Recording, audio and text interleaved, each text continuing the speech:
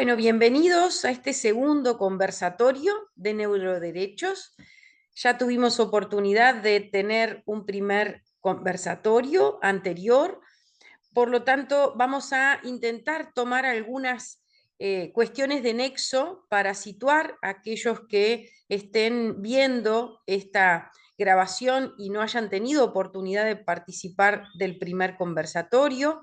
Les recordamos que estamos invitando desde la Fundación Nélida Giacoya, que es una fundación de la ciudad de Florida, que tiene como principal interés la divulgación de la ciencia, y este año ha intentado tomar este tópico de los neuroderechos como tema tan importante para todos, más allá de la formación que tengamos. Algunos pondremos un énfasis, otros otro, pero como ciudadanos nos debiera interesar a todos. Entonces hay algunas cuestiones que vamos a tomar en común en esta instancia respecto a la anterior para situar a aquellos que nos escuchen que no hayan podido estar en el primer conversatorio, que fue una primera aproximación muy general y que ahora estaríamos haciendo foco en aspectos vinculados específicamente al derecho. Por eso tenemos con nosotros a nuestro invitado,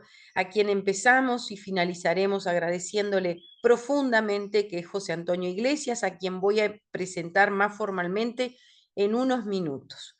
Pero para situarnos de en qué estamos con esto de los neuroderechos, me voy a permitir compartirles una presentación muy breve en la que la idea es poder pensar un poco en esta temática como alfabetización ciudadana en neuroderechos. En este caso particular, el segundo conversatorio se va a focalizar en una aproximación desde la normativa. La idea es hacer foco en el derecho. La presentación muy breve que traía para compartir es, primero que nada, empezar con algunas noticias que nos van llegando en estos días. Ustedes en la parte inferior pueden ver la fecha, son del mes de agosto, pero me han seguido llegando muchas noticias al respecto. Es, por ejemplo, en este caso el titular dice: si la pregunta es, ¿puedo leer la mente de alguien a 8.000 kilómetros de distancia? La respuesta es sí. La segunda noticia dice: hacen un experimento con cerebros humanos y descubren que leer la mente es perfectamente posible. La tercera noticia en realidad refiere a un video de YouTube en el que se hace alusión al chip de este magnate que hoy en día asesora al gobierno de Estados Unidos. Bueno, en realidad tiene una situación quizás un poco cambiante, pero todos estamos de acuerdo en que en inteligencia artificial y vinculación con la neurociencia, hoy está haciendo alusión a un chip que la noticia siguiente nos habla de que a 18 meses de recibir el chip cerebral, el primer paciente de Neuralink de Elon Musk cuenta su experiencia. Esta es una persona a quien se le incorporó este chip y detalla cuáles fueron sus potencialidades, cuáles fueron las ventajas que pudo obtener a partir de esta incorporación. Algunos de ustedes quizás se estarán preguntando qué tiene que ver esto con los neuroderechos. Y ahí nos vamos a la placa de lo que fue nuestro primer conversatorio sobre neuroderechos, en el que utilizamos un video inicial del doctor Rafael Yuste. En realidad fue nuestro inspirador para este ciclo de eventos en los cuales poner la temática sobre la mesa y reflexionar sobre esta temática. Lo hicimos el 22 de julio y participaron como invitados la doctora Silvia Umpierres, Juan Carlos Valle Lisboa y José Antonio Iglesias, que es nuestro invitado de hoy. En este primer conversatorio muchos de los que participamos nos quedamos con ganas de más, nos quedamos con esa inquietud de querer saber más sobre la temática. Es por eso que nos comprometimos en esa instancia a que esta era la primera de una sucesión de eventos en los cuales íbamos a discutir sobre esta temática, a profundizar un poco más algunos de esos ejes que la atraviesan y abrir un espacio de reflexión y de preguntas en el caso de que quienes asistan lo consideraran necesario. Entonces, les traigo ahora y muy brevemente algunas ideas de las que nos quedamos con el aporte de Rafael Yuste para situar un poco al auditorio en esto de los neuroderechos y hablar de estas líneas que atraviesan lo que son los neuroderechos, y Yuste nos habla de áreas a proteger como son la privacidad mental, el libre albedrío sin interferencia externa, la identidad personal, el acceso equitativo a las tecnologías de la aumentación sensorial y cognitiva, la protección sería contra los sesgos de los algoritmos que utilizan en neurotecnología. La propuesta específica es incluir a estos derechos como parte de los derechos humanos.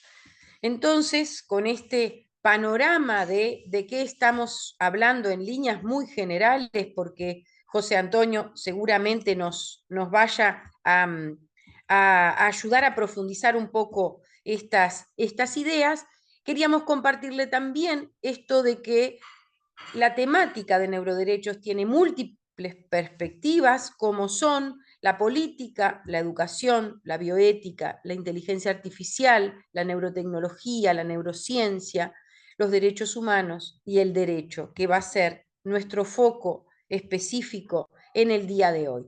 Les decíamos que habíamos tenido un primer conversatorio y acá les presentamos cómo esperamos seguir. En el caso del mes de septiembre participamos de una instancia de trabajo en Ceibal, junto con Daniel Machado, quien les habla, Claudia Cabrera y Daniel Machado. Ahora en octubre estaríamos con José Antonio Iglesias en el énfasis en los derechos, y nuestra idea es seguir focalizando en otros aspectos como los de la neurociencia y la educación, irnos a otros ámbitos como es la Feria de Ciencias, y también establecer nexos con la Comisión Futuro del Parlamento, con quienes ya tuvimos algunos primeros contactos e intercambio para manifestar nuestra intención de hablar sobre esta temática.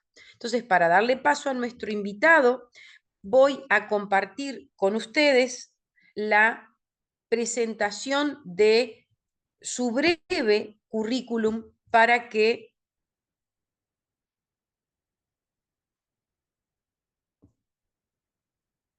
Ay, disculpen que se me había corrido la pantalla.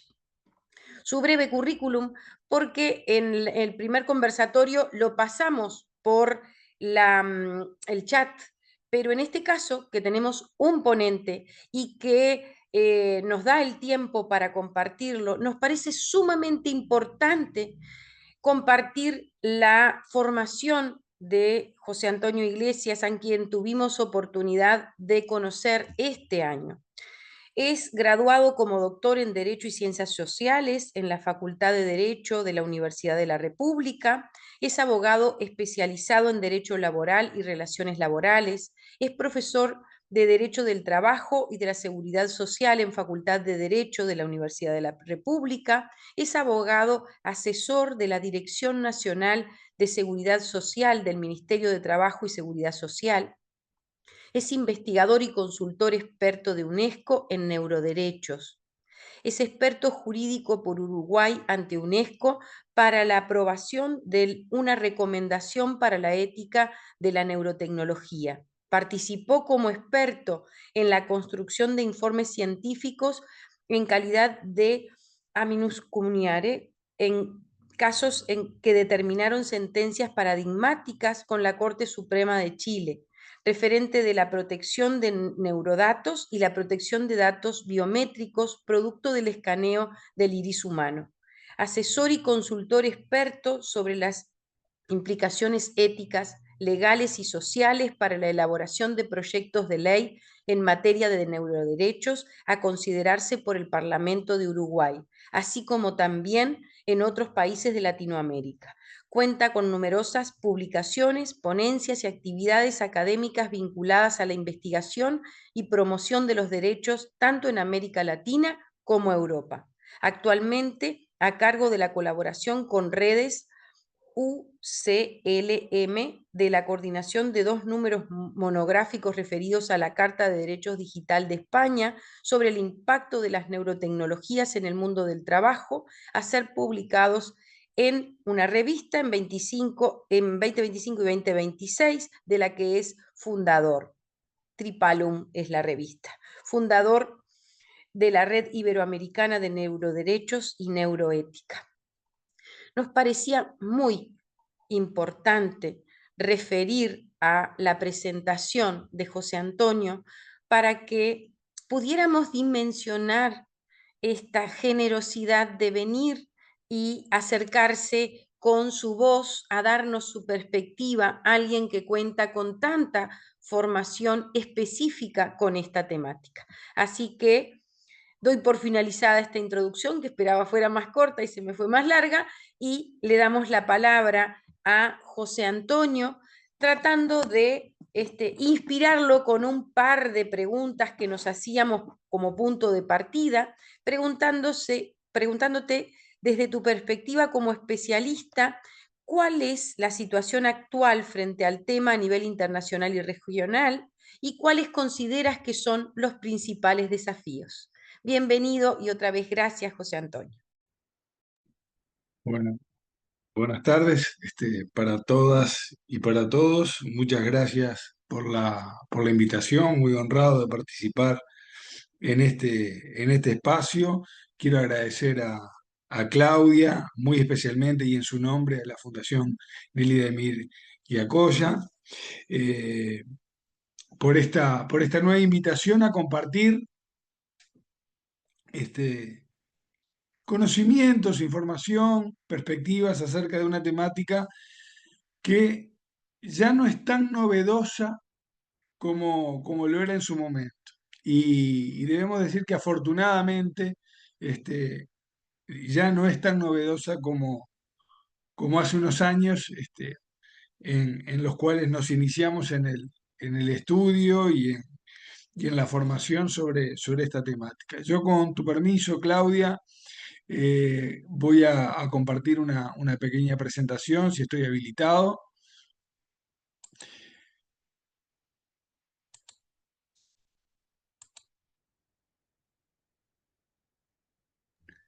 Ahí está por proyectarse, así que te deja. Ahí está. Se está proyectando bien? Se ve perfecto. Estupendo. Muy bien. Bueno, la temática, o la perspectiva de nuestra participación tiene que ver con esto que ustedes están viendo, ¿no? La propuesta de alfabetización ciudadana en neuroderechos, una aproximación desde la normativa. Y es bien importante eh, este, este título tan sugestivo porque, en primer lugar, comienza hablando de alfabetización y luego vamos a detenernos un poco acerca de- del contenido de esa alfabetización. Y no es cualquier alfabetización, es una alfabetización ciudadana, lo que nos está dando la pauta de una alfabetización que necesariamente debe ser abierta, debe ser colaborativa, debe ser participativa en neuroderechos, en una disciplina o en una materia eh, que, bueno, que reúne ciertas particularidades y que nosotros vamos a hacer una aproximación desde la normativa en el desarrollo de la exposición de hoy, pero ya me adelanto a decirles que esta definición o este nomenclator de neuroderechos no es pacíficamente recibido, sí mayoritariamente recibido, pero no pacíficamente recibido. Y ahora nosotros vamos a aclarar un poco ese punto. Con lo cual, la presentación que tenemos prevista para hoy la vamos a hacer de la siguiente manera. En primer lugar, desde un enfoque teniendo en consideración las principales novedades. Después vamos a una segunda parte en ese enfoque de la temática, a hablar acerca de algunas definiciones. Y luego sí, vamos a ingresar en la normativa que ya hay vigente en materia de neuroderechos, con materia de protección de neurodatos. Y finalmente vamos a hacer un enfoque de futuro, para luego dar lugar a unas brevísimas conclusiones. Con lo cual, la primera gran novedad que nosotros tenemos que dar es que de aquí a poquísimos días va a tener lugar la 43ª conferencia de la UNESCO, que va a desarrollarse en Uzbekistán, desde el 30 de octubre al 13 de noviembre. Y en el orden del día, el punto 6.1 del orden del día está destinado a la aprobación del texto de una recomendación para la ética de la neurotecnología, como se mencionó al comienzo. Ese texto, que luego vamos a detallar con un poco mayor de profundidad, fue consensuado y aprobado ese proyecto en la semana del 12 al 16 de mayo en la sede de la UNESCO en París, y va a ser puesto a consideración, como acabo de referir, en esta 43ª conferencia, y seguramente sea aprobado por unanimidad. Bien, dicho esto, y a riesgo de ser reiterativo, es importante primero hacer una contextualización de en qué escenario nos estamos moviendo. Y bueno, concretamente, aquí hay algunos datos que nos hablan de cuál es el estado de situación respecto a el desarrollo de neurotecnologías y su impacto en distintos ámbitos. Y aquí, consultada fuente de la UNESCO, vemos que ha habido un aumento del 700% de las investigaciones en empresas de neurotecnología, solo considerando el 2014 al 2021, y habla de una inversión total de 33,2 mil millones de dólares. Son fuentes de la UNESCO y son datos recogidos a 2021. O sea que esta cifra seguramente sea superior. De 1.400 empresas de neurotecnología, una situación muy interesante es saber dónde están ubicadas. Bueno, el 50% tiene su sede en los Estados Unidos y el 35% en Europa y el Reino Unido. Esto es bien interesante desde una perspectiva que nosotros vamos a ver luego, que es de la perspectiva desde aquellos países que son productores y con qué lógicas se producen y con qué requerimientos o con qué perspectivas se producen esa neurotecnología, y cuáles son los países consumidores. Claramente nosotros estamos en el segundo grupo. En cuanto a las patentes de empresas de neurotecnología, ahí vemos que en el periodo 2001 a 2021, siempre consultado a fuente de la UNESCO, es decir, en 20 años, se pasaron de 500 patentes a más de 12.000. Adviertan ustedes el crecimiento exponencial y la dimensión que tiene este tipo de neurotecnologías en el momento actual. Y después aquí vamos a ver algunos datos que tienen que ver con aspectos fundamentalmente vinculados a políticas de privacidad. Y esto tiene que ver con la protección de los datos o de los neurodatos, porque de eso estamos hablando, de neurodatos. Y bueno, y ver qué, en qué consisten esas políticas de privacidad y qué grado de seguridad y resguardo tienen los usuarios de estos dispositivos neurotecnológicos. Bueno, aquí tenemos un informe de la NeuroRay Foundation, este, de la cual forma parte el profesor Rafael Yuste. Es un informe del año 2024 que habla que de 30 empresas de neurotecnología relevadas, el 73% tiene políticas de privacidad, pero casi un 30% no lo tiene. Y solo de ese total, el 33% se comprometen a notificar significativamente a los consumidores, es decir, a los usuarios de dispositivos neurotecnológicos, de las prácticas de datos y privacidad de las empresas. Con lo cual, ya ustedes van advirtiendo la importancia y la peligrosidad, si se me permite el término, sin ánimo de ser alarmistas, pero eh, no estamos hablando de cualquier dato, estamos hablando de datos neuronales y sin embargo no hay políticas claras acerca de cómo se tratan esos datos y qué destino final se le dan a los mismos. De esa totalidad de empresas relevadas, prácticamente el 97% eh, tienen o parecen tener acceso a los datos neuronales del consumidor y no proporcionan limitaciones significativas a este acceso, es decir, tienen prácticamente una libertad absoluta y el mismo porcentaje de estas empresas podrían transferir datos a terceros. Y cuando hablamos de transferir, también estamos hablando, lógicamente, de comercializar esos datos con las implicancias que eso tiene. Bien, muy brevemente,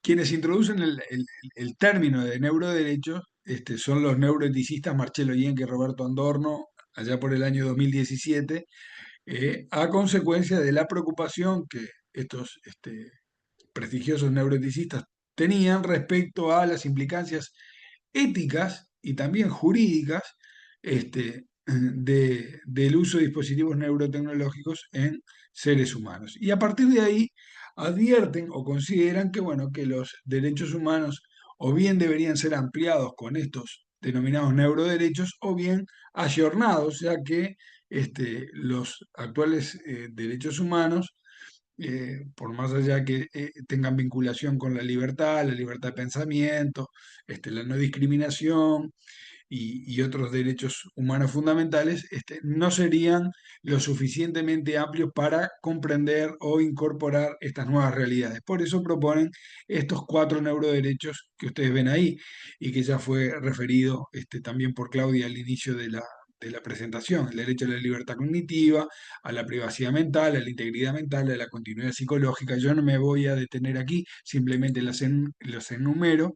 Y a su vez, en el mismo año, a instancia de la NeuroRight Initiative, del Centro de Neurotecnología de la Universidad de Columbia, el neurobiólogo Rafael Yuste, que encabezaba un equipo de otros investigadores, proponen 5 neuroderechos eh, que no son otra cosa que una reconfiguración de los 4 primeros mencionados, pero con la novedad de que se agregan 2 nuevos. Aparecen en escena 2 nuevos, como son el derecho de acceso equitativo a dispositivos neurotecnológicos y el derecho de protección contra sesgos, es decir, tratar de evitar cualquier tipo de discriminación que pueda ser utilizada por los software de estos dispositivos, que claramente estos dispositivos neurotecnológicos eh, pueden contener software que puede modular, influir en los estados mentales de las personas. Con lo cual, esos neuroderechos son, si me permiten, los 5 más mayoritariamente aceptados. Pero independientemente del nombre que le demos, lo importante, como también se dijo, es la protección de esas 5 grandes áreas a las que refieren estos denominados neuroderechos. En una suerte de definición, yendo al cerno de qué son los neuroderechos, bueno, Rafael Yuste dice, bueno, son nuevos derechos humanos o podrían considerarse tales, que protegen la actividad del cerebro y la información cerebral.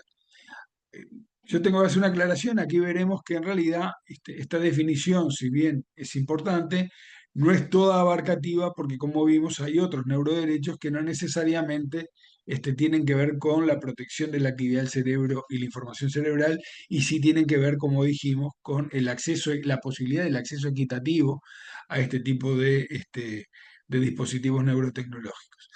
Pero en tren de definiciones, que esa era un poco una de los comienzos de la exposición, y aquí sí nosotros vamos a hacer una referencia a Marcello Ienca.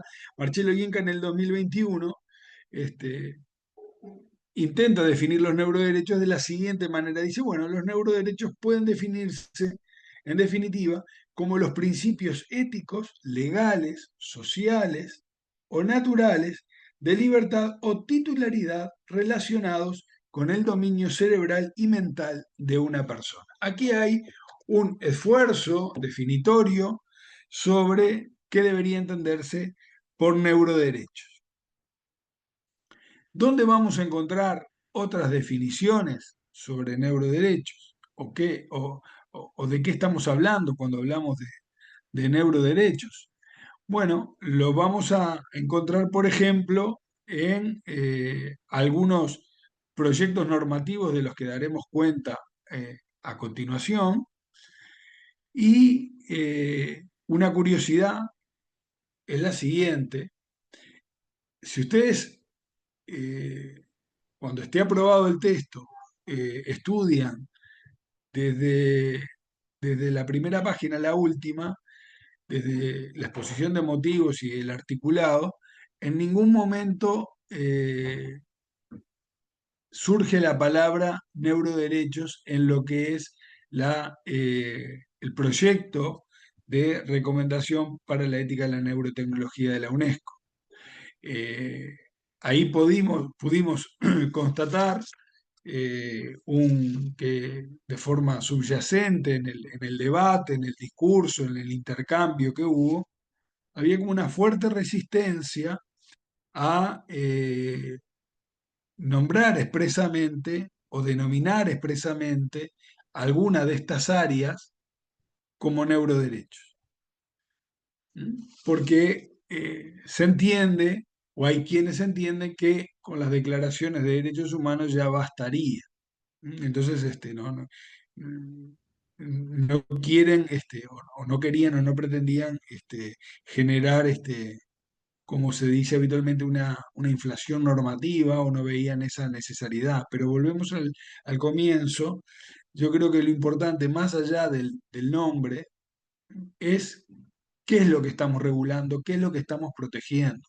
Entonces, lo importante son esas 5 grandes áreas que ya definimos, más allá del nombre que se le den. Ciertamente, los nombres hacen a la cosa y yo creo que el definir estas 5 grandes áreas como neuroderechos, neologismo, este nuevo este nuevo nomenclator nos advierte, en definitiva, de que estamos frente a cuestiones que son diferentes, que lo que estamos intentando regular o lo que estamos intentando comprender es algo diferente, algo nuevo que no habíamos visto hasta ahora y que no es más ni menos que la posibilidad cierta de que puedan acceder a nuestros datos neuronales, a nuestros estados mentales, a aquella esfera de la privacidad más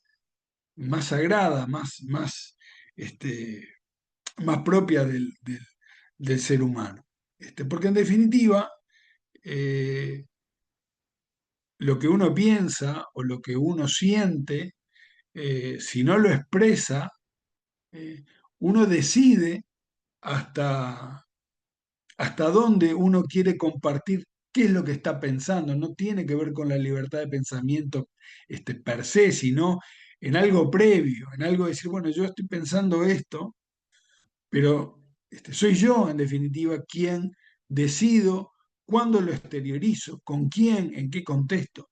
Y estos dispositivos neurotecnológicos ciertamente tienen la posibilidad de superar esos filtros, de no tener en cuenta esos filtros y acceder a esos pensamientos, a esos estados mentales. Bueno, por qué es tan importante esto? Eh, y volviendo en cuanto al tema de las definiciones, también en la recomendación de la UNESCO hay definiciones y entre esas definiciones se define, por ejemplo, en qué consiste el sistema nervioso, qué se entiende por neurotecnología. Es decir, hay una serie de definiciones, qué se entiende por datos neuronales, eh, pero, como dije, no hay una definición específica de neuroderechos como hay en algunos otros instrumentos normativos que ya vamos a comentar.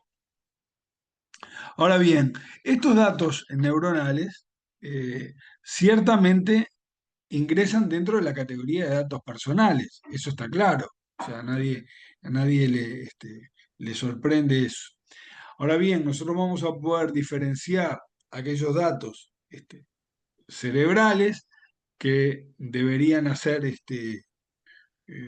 razón con lo que tiene que ver con la estructura del cerebro, y los datos neuronales atienden más que nada al tema de las funcionalidades, ¿no? De la actividad cerebral. Y dentro de esto vamos a poder discernir entre consciente, subconsciente, inconsciente. Como ven, es una temática, como digo siempre, que refiere a este tema, abisal, es decir, requiere de unos conocimientos que nos exceden como juristas ampliamente y necesariamente requieren de una mirada transversal, interinstitucional, este, con lo cual hay que hacer un esfuerzo importante para poder ir desarrollando este tema y sobre todo a la hora de regular. Aquí mencionamos a Nuria Recetello,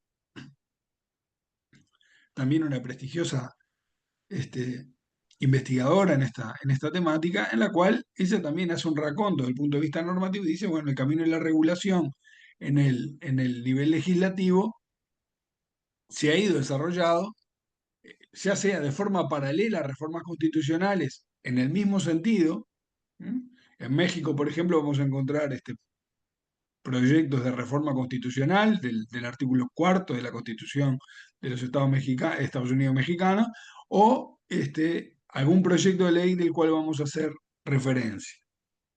O también pueden haber proyectos de ley que no necesariamente vengan precedidos de una reforma constitucional o de un proyecto de reforma constitucional. Y bueno,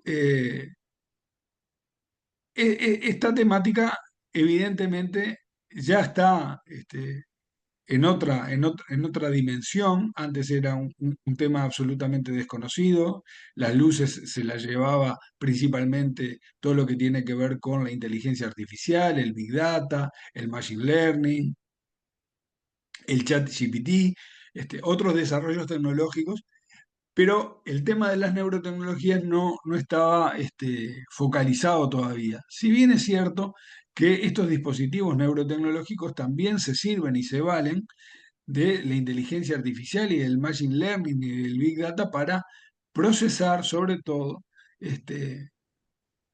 grandes cantidades de datos neuronales que de eso se nutren. Estos dispositivos lo que hacen es recolectar esos datos neuronales y luego a partir de ahí realizar determinado tipo de estudios predictivos o seguimiento acerca de tendencias, de preferencias, en fin, incluso la posibilidad, aún en estadios tempranos, aún de momento, de qué es lo que estamos pensando. Entonces, entrando al plano normativo, nosotros vamos a poder diferenciar tres planos: un plano nacional, un plano regional y un plano global.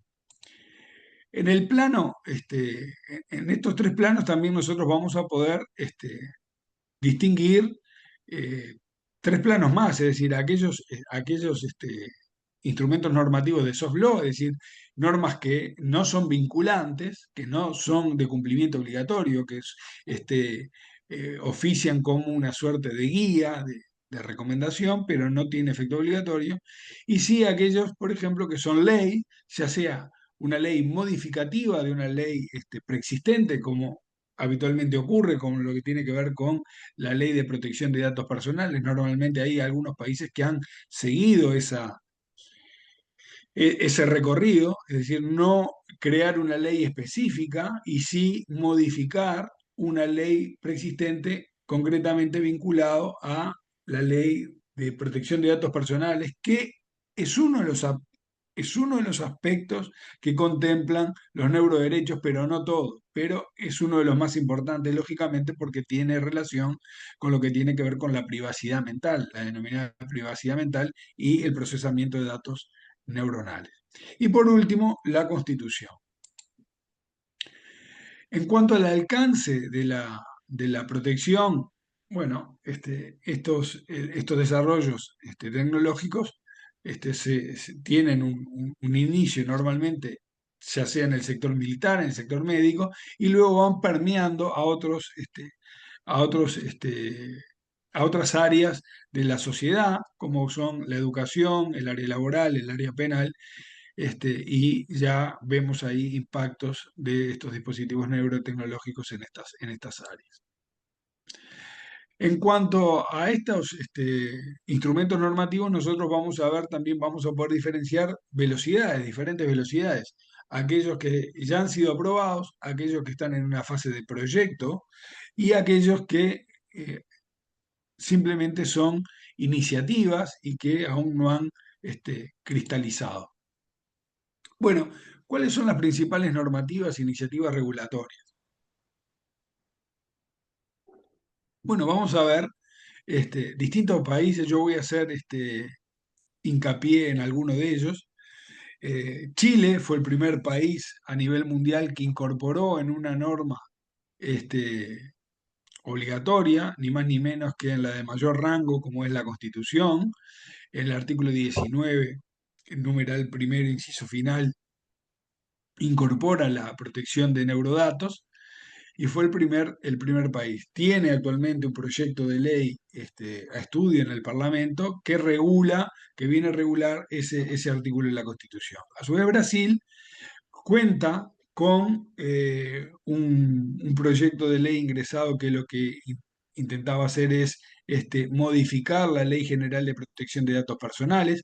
A su vez tiene un proyecto de reforma constitucional, la eh, enmienda 29 del 2023, que fue presentada en agosto de ese año, para incorporar los neuroderechos en la Constitución Federal, pero a nivel estadual, Brasil ya cuenta con un artículo en su Constitución, que es el artículo 235 del Estado de Río Grande do Sul. Es un artículo de fines del 2023 que fue aprobado por unanimidad. Y me voy a detener en México, porque en México tiene algún proyecto de reforma constitucional, concretamente de su artículo cuarto, vinculado al tema neuroderechos, pero a mediados del año pasado se presentó un proyecto de ley general de neuroderechos y neurotecnología que a su vez reforma y adiciona diversas disposiciones en la materia de otras normas que tienen vinculadas al tema. Es un proyecto de ley muy ambicioso, en el cual se dice que los contenidos de esa iniciativa es establecer las bases y principios generales para garantizar la protección de la dignidad humana y el reconocimiento, respeto, promoción y defensa de los derechos humanos relacionados con el sistema nervioso central y periférico, así como la actividad cerebral y mental de las personas. Y tiene un capítulo específico al tema de educación, que es algo que también está muy vinculado y es de interés y en todo caso después haré alguna referencia al respecto. Pero quería mencionar este proyecto de ley porque es sumamente abarcativo y muy, muy ambicioso. Perú tiene aprobado un reglamento de la ley de datos personales, se aprobó un decreto, esto fue aprobado este año, y también es un reglamento muy, pero muy, muy completo. Estados Unidos tiene a nivel de los estados federales normativas vinculadas a protección de datos neuronales. Los estados de Colorado, Montana, California. eh, en Argentina hay algún proyecto. Ecuador tiene un proyecto de ley presentado también ante la Asamblea General y ahí hay alguna definición concretamente. En ese proyecto de ley se define qué se entiende por neuroderechos. Colombia también tiene un proyecto presentado este año.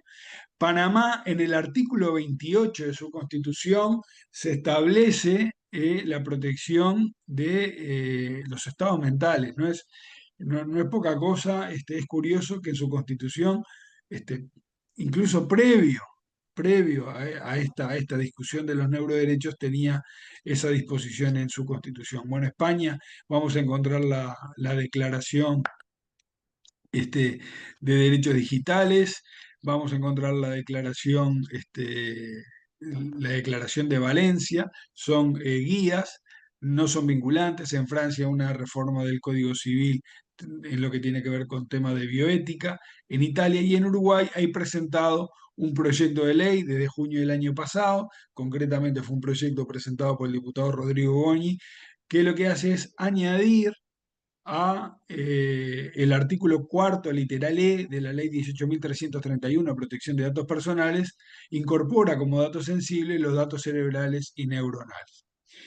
A nivel regional vamos a encontrar declaraciones de la OEA, del Comité Jurídico Interamericano, la Declaración de Principios, vamos a encontrar también la Declaración del Parlatino instando a los gobiernos a regular en esta materia. En la Unión Europea vamos a encontrar la Declaración de León del 2023 y en organismos internacionales vamos a encontrar algunos documentos de la ONU referidos específicamente a neurotecnologías y en el ámbito de la OIT ya se empieza a trabajar y a poner en el centro del debate esta temática. Y en la UNESCO, como quedó dicho, estamos a días de aprobar la recomendación sobre la ética para la neurotecnología, que ya fue referida aquí. Esa recomendación de la UNESCO toma en cuenta, entre otras normativas vinculadas a los derechos humanos de la ONU, la Declaración Universal del 48, otro tipo de convenciones, y algunos documentos específicos que tienen que ver con el tema de neurotecnologías y que son resoluciones del 2023, incluso el 2025 de la ONU. Con lo cual, ustedes ven que hay un desarrollo normativo importante. En el ámbito laboral ya hay dispositivos que se utilizan y por eso es bien importante regular en esta materia, porque en el ámbito laboral, como ustedes bien saben, mayoritariamente las relaciones son asimétricas entre empleador y trabajador y es necesaria una regulación y bueno, y sobre todo estudiar y comprender debidamente estas nuevas tecnologías, porque los empleadores pueden usar esos datos neuronales para evaluar cargas cognitivas de los trabajadores y para tomar decisiones de promoción, retención y despido. Y ahí ven el artículo 19, numeral 1, inciso final de la Constitución chilena, donde hace referencia al resguardo especialmente de la actividad cerebral. La sentencia de la Corte Suprema que nosotros mencionábamos sobre neuroderechos, la sentencia sobre datos biométricos, que también tiene vinculación con estos datos, y bueno, y algunos repartidos de la ONU vinculados a los neurodatos. Aquí lo que decíamos de la UNESCO referente al tema de la declaración, que a instancia de la delegación uruguaya y sobre todo en el ámbito laboral, se incorporaron dos disposiciones de relevancia en el capítulo de trabajo y empleo, que es lo que tiene que ver con la necesidad de atender a los principios de la OIT y particularmente a través de las instancias tripartitas, es decir, la participación del Estado, de los trabajadores y de los empresarios en este tipo de temática. Y luego un aspecto vinculado a la formación sobre dispositivos neurotecnológicos en el ámbito laboral. No solo la información, sino también a la formación. Y esto que tiene que ver con la alfabetización, y con esto vamos terminando, y que parece ciencia ficción, el documento de la Comisión de Futuros del Parlamento de diciembre del 2024, que habla del futuro del trabajo y del trabajo del futuro para una sociedad intensiva en aprendizaje, habla de la necesidad de una gobernanza anticipatoria, es decir, anticiparnos, a diferencia de lo que es una gobernanza reactiva, legislar cuando los problemas o los temas ya están sucediendo, sino anticiparnos a aquellas cuestiones que ya se ven venir. Y esa gobernanza anticipatoria implica, entre otras cosas, una serie de dimensiones que las voy a mencionar y con esto culmino.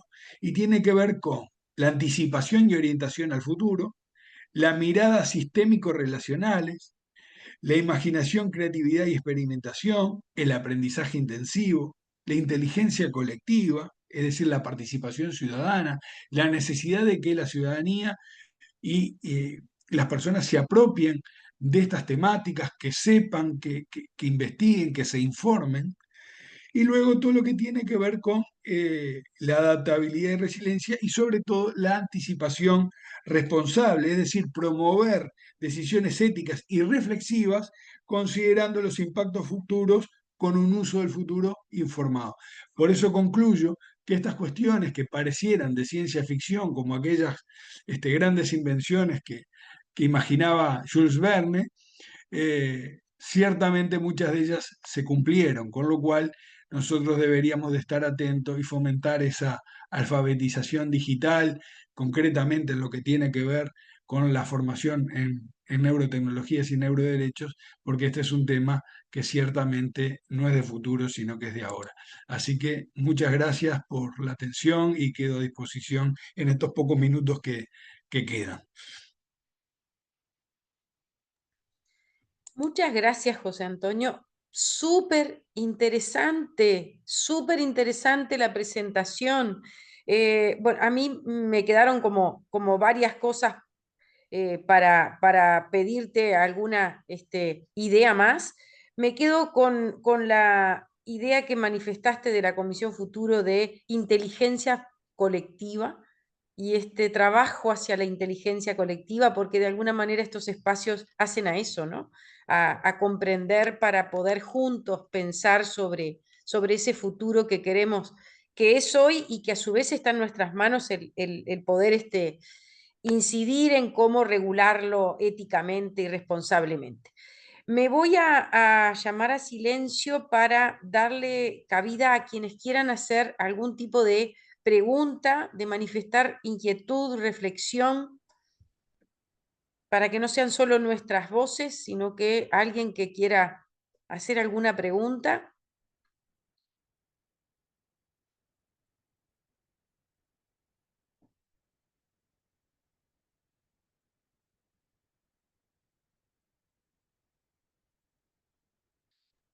No, yo simplemente agradecer la oportunidad de escucharlo, agradecerte también a ti, Claudia, la oportunidad de generar estos espacios.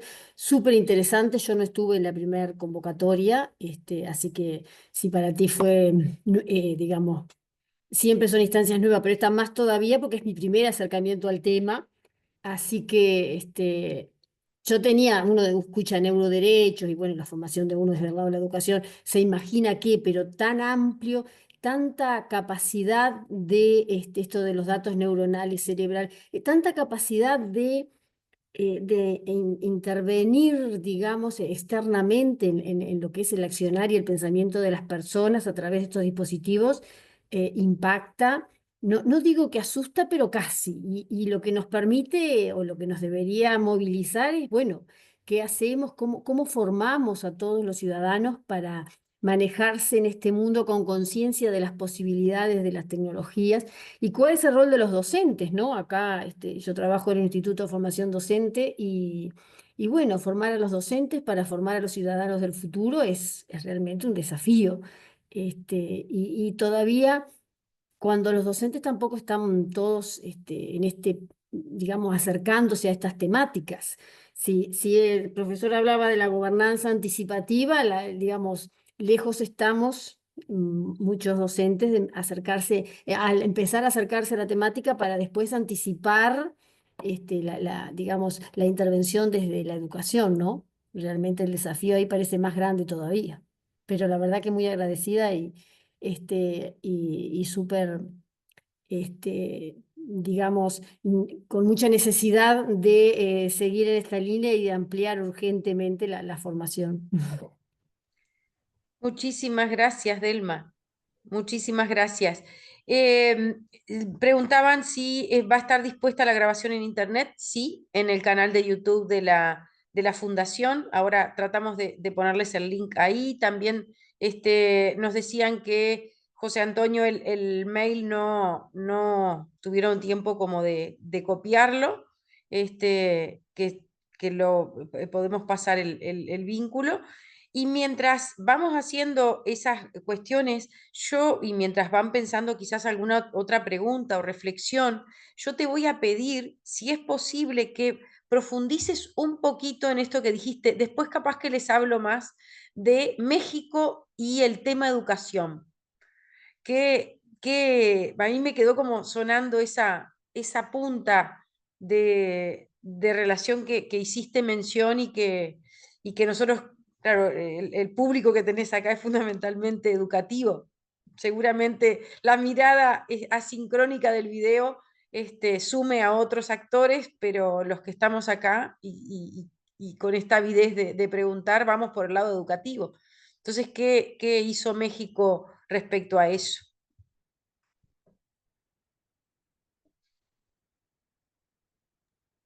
Bien, es importante porque el proyecto de ley, introduce algunos cambios, modifica, como quedó dicho, es una ley que es específica, pero a su vez lo que hace es introducir modificaciones o adendas a legislación preexistente vinculados a distintos ámbitos, entre ellos el de la educación. ¿Mm? Y ahí habla de lo que tiene que ver con la necesidad de, por ejemplo, la ley lo que hace es modificar e introducir adendas a la Ley General de Educación Superior en México. Y habla, por ejemplo, introduce, ¿m? Dice, bueno, regular la participación de los sectores público, social, privado en la educación superior y agrega, establecer los criterios para el uso, fomento, desarrollo y estándares éticos de neurotecnologías por parte de estudiantes, personal académico y administrativo en las instituciones de educación superior. ¿Mm? A su vez, agrega un bis a ese artículo. Y dice, bueno, las neurotecnologías, aquellas tecnologías determinadas por la ley en la materia y aprobadas para su uso en territorio nacional. ¿Mm? Eso intenta dar una definición. Y luego lo que tiene que ver con la formación en habilidades digitales y uso tiene que ver con el desempeño y los resultados académicos de manera ética, teniendo en cuenta las neurotecnologías. Hace mucho hincapié en los aspectos éticos, en el fomento de la neurotecnología para la finalidad de aprendizaje y formación. Es decir, eso es lo que incorpora este proyecto de ley que trata de vincular aspectos determinados en el uso de la educación y sobre todo bajo estándares éticos. Y por último, las instituciones públicas de educación superior podrán utilizar neurotecnologías aprobadas por las autoridades educativas y en la materia en el ámbito educativo. Ese uso deberá ajustarse a la legislación respectiva. Con lo cual, ustedes adviertan que el ámbito educativo, en este ejemplo del proyecto de ley de México, como así en la recomendación para la ética en la neurotecnología de la UNESCO, que tiene un capítulo específico para la educación, abordan estas cuestiones que evidentemente son de sumo interés. Bien interesante lo que estás diciendo, por lo anticipatorio también, ¿no? Porque pueden venir tecnologías que supongan me imagino los estudiantes con esos cascos y saber lo que están pensando, si están distraídos o si están atentos, o, ¿no? Y qué manejo se puede hacer desde la educación de eso, ¿no? Quizás con una preciosa o una valiosa buena intención de querer ayudarlos en los aprendizajes, pero hasta dónde puede ser invasivo esto también. Entonces, me parece como muy interesante ese punto. María Inés, ¿querés plantear una pregunta? Más que una, me dio la sensación de que México ya está dando por sentado de que los dispositivos electrónicos de neuronales se van a incorporar a la educación, porque habla específicamente de cómo se deben usar en la educación, como que no cuestiona que se va a hacer. Lo que dice es, bueno, los vamos a usar, pero vamos a dar unas pautas para su manejo, unos lineamientos para su manejo. Como que no cuestionara, más bien, no sé si no está creando las condiciones legales para su introducción, diciendo, bueno, sí, los vamos a introducir, pero miren, va a haber todo un planteo, va a haber todo un análisis, va a haber unos lineamientos de uso, por un lado. Por otro, lo de cascos, no sé si fue en la conferencia anterior, creo que mencionaron algo sobre unos cascos, o si lo leí en alguna parte, sobre unos cascos que le están poniendo a los niños en China y analizan el movimiento de los ojos para ver cómo si se enfocan o no en la tarea. Y creo que además están mirando otras cosas. No sé si no estaban leyendo directamente algo de las ondas cerebrales. A mí me pareció totalmente distópico y aterrador. Pero ellos estaban encantados por los resultados que obtenían. Y ese es el problema de fondo. Como que hay una idea de que el fin justifica los medios. En el fondo es eso. Vamos a obtener mejores resultados de esta manera. Si es una buena idea acelerar el aprendizaje, obligarlos de esa manera o lo que fuere, nadie lo cuestiona. Obtengo determinados resultados, pero y ya está. Y capaz que ese es el verdadero peligro. El enamoramiento de tecnologías porque van a aprender cuando quizás se necesitaría más contacto humano, más docentes por alumno, en fin, usar otras estrategias que no es usar un casquito en la cabeza. Eso es todo. Muchas gracias, María Inés. Bien, sí, el futuro ya llegó hace rato, ¿no? Como dice la canción. Entonces, esos dispositivos se utilizan en China y están en el mercado. Digo, hay empresas de neurotecnologías específicamente vinculadas al área laboral que ofrecen este tipo de productos y en algunos países ya se utilizan. No estamos en una situación de uso masivo de estos dispositivos, pero sí ciertamente que ya se utiliza y se utilizan en muchos casos sin control ninguno, entre otras cosas porque tampoco hay regulación y porque hay mucho desconocimiento acerca de las implicancias que tienen estos dispositivos neurotecnológicos y las consecuencias. Y el ámbito educativo no es ajeno. Y el ámbito educativo en la recomendación para la ética de la neurotecnología, en el capítulo referido a entornos educativos, habla, entre otras cosas, bueno, que habrá que hacer una evaluación de esa neurotecnología en función de los distintos niveles educativos, teniendo en cuenta las diferencias individuales, en cuanto al desarrollo cognitivo, a las necesidades de aprendizaje, pero a su vez dice, bueno, el objetivo principal debería ser fomentar el pensamiento crítico y la creatividad y la competencia socioemocionales, en lugar de que estos dispositivos neurotecnológicos se centraran exclusivamente en mejorar el rendimiento académico o en orientar a los jóvenes según las necesidades específicas del mercado laboral, entre otros. Entonces, y todo esto también está vinculado a todo lo que tiene que ver con el consentimiento. Por eso lo de las políticas de privacidad de estas empresas. Una cosa es el consentimiento, que debería ser libre, previo e informado, ¿m?, a la hora de utilizar estos dispositivos para aquellos que somos mayores de edad. Y otra cosa es para los menores de edad y no tan menores de edad, porque hay estudios eh, de expertos que se dedican a la neurobiología, a la medicina, en fin, que el desarrollo del cerebro humano este, llega hasta los 25 años, es decir, 20, 25 años para que nuestro cerebro esté desarrollado. Con lo cual, aún nosotros consintiendo de forma voluntaria como mayores de edad, podemos estar expuestos a determinado tipo de riesgo. Cuanto más menores de edad. Por eso también se prevé que ese consentimiento deba ser dado de forma previa también por los padres, por los tutores, por los representantes legales de esos menores. Es decir, hay una infinidad de temáticas y de aspectos conexos que son necesariamente objeto de regulación y de estudio y de discusión. Con lo cual, si bien no hay que apurarse o precipitarse a la hora de reglamentar, eh, también es verdad que algo de regulación debe haber. Quizás no la mejor regulación, ¿no? Hay tiempo para mejorarla, pero por lo menos tener algo, o por lo menos estar discutiendo como estamos discutiendo hoy estos temas.